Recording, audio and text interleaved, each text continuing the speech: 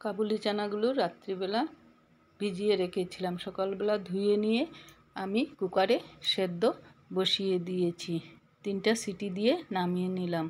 এদিকে আলু কেটে ধুয়ে নিয়ে আমি ভাজতে বসিয়ে দিলাম। আলুগুলো লাল লাল করে ভাজা হয়ে গেছে, এখন নামিয়ে নিলাম। কড়াই বসিয়ে দিয়ে তেল দিয়ে শুকনো লঙ্কা তেজপাতা দিয়ে দিলাম। দিয়ে লঙ্কাগুলো একটু লাল লাল হয়ে আসলে পরে আমি ফোড়নে পাঁচফোড়ন দিয়ে দিলাম। দিয়ে পাঁচফোড়নগুলো ভালো করে কিছুক্ষণ নেড়ে চেড়ে ভেজে নিলাম। এদিকে কাঁচা লঙ্কা আদা পেস্ট করে রেখে দিয়েছি, এখন সেই পেস্টটা ঢেলে দিলাম। গুড মর্নিং বন্ধুরা, আজকে আবারও একটি নতুন ব্লগ নিয়ে তোমাদের সামনে হাজির হলাম। তারপর একে একে আমি হলুদ গুঁড়ো, ধনে গুঁড়ো, জিরে গুঁড়ো দিয়ে দিলাম। দিয়ে আমি ভালো করে নেড়ে চেড়ে দিয়ে দিলাম। তোমরা কেমন আছো বন্ধুরা? আশা করি ভালো আছো। ভালো করে কিছুক্ষণ নেড়ে চেড়ে নিলাম। নেড়ে চেড়ে নিয়ে জলটা, অনেকটা জল আছে, জলটা শুকিয়ে গেছে। এখন স্বাদ মতো লবণ দিয়ে দিলাম। দিয়ে আবারও ভালো করে নেড়ে চেড়ে মশলাগুলো কষাতে লাগলাম। বন্ধুরা সাথে থাকো, অবশ্যই ব্লগটি ভালো লাগবে। তারপর চিড়ে রাখা কাঁচা লঙ্কা দিয়ে দিলাম। মশলা থেকে তেলও এদিকে ছেড়ে এসেছে। ভালো করে নেড়ে চেড়ে নিয়ে আমি সেদ্ধ করে রাখা কাবুলি চানাগুলো একে একে ঢেলে দিলাম। ঢেলে দিয়ে মশলার সাথে চানাগুলোকে ভালো করে মিশিয়ে নিয়ে কষাতে লাগলাম।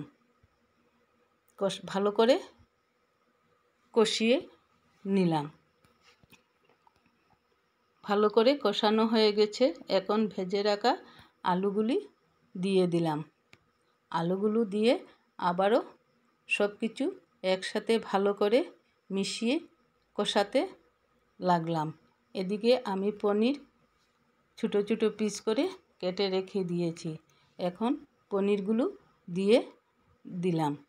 এদিকে অন্য একটা চুলায় আমি গরম জল বসিয়ে দিয়েছি, গরম জল হচ্ছে।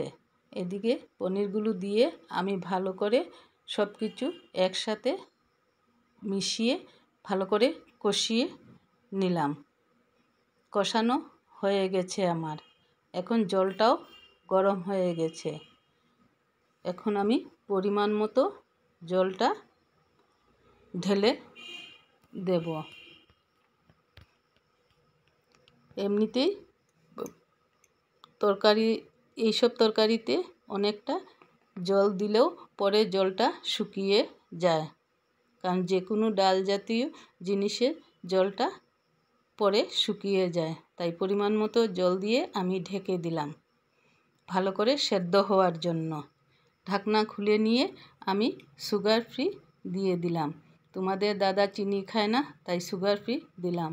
আর ঘুগনিতে যদি একটু মিষ্টি মিষ্টি না হয় তাহলে খেতে ভালো লাগে না।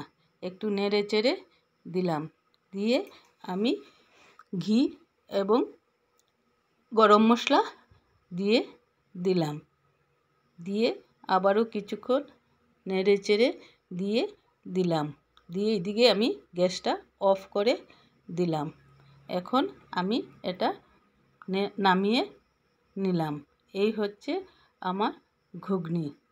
আজকে সিম্পল রান্না করেছি, ভাত, কাবুলি চানা, আলু, পনির দিয়ে ঘুগনি রান্না করেছি। কালারটা দেখুন কি সুন্দর হয়েছে। যার খেতে ইচ্ছে করে চলে আসবে বন্ধুরা।